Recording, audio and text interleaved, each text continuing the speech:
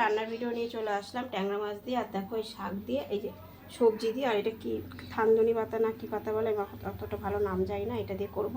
সব রকম সবজি কেটে নিয়েছি। আর দেখো এখানে টমেটো নিয়েছি, একটু কাঁচা লঙ্কা, একটুখানি আদা নিয়েছি। তাহলে মাছটা আগে ভেজে নিই। কালো জিরা সম্বাদ দিয়ে দিচ্ছি আর শুকনো লঙ্কা, আর সবজিটা ভেজে নিই। হলুদ দিয়ে দিচ্ছি আর লবণ দিয়ে দিলাম। আর ডাটাগুলো হচ্ছে ফেলিনি, ডাটাগুলো একটু জিরের গুঁড়ো নিয়ে নিয়েছি পেস্ট। সবজিটা হালকা ভাজা হয়ে গেছে, এই মশলা দিয়ে দিলাম, একটু হলুদ দিয়ে দিলাম,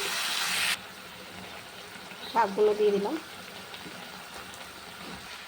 কষানো হয়ে গেছে মশলা দিয়ে সবজিটা। কড়াইটা এখন নাড়তে পারছি না, মানে তেল পেছনটা মানে তেল হয়ে গেছে, যেন কড়াইটা সরে যাচ্ছে নাড়তে গেলে। মাছগুলো দিয়ে দিলাম। রান্নাটা হয়ে এসছে, এবার একটু চিনি দিয়ে দিলাম। এরকম আলু টালু সব সিদ্ধ হয়ে গেছে। এই দেখো এইটুখানি ঝোল রাখবো। হ্যাঁ দেখো বন্ধুরা, রান্নাটা হয়ে গেছে, খুব টেস্টি হয়েছে। আর এটা খেলে না পেট পুরো ঠান্ডা থাকবে। তোমরা অবশ্যই রান্না করে খেয়ে দেখবে। আর কি পাতাটার নাম আমি অবশ্যই নাম সেরকম বলতে পারছি না।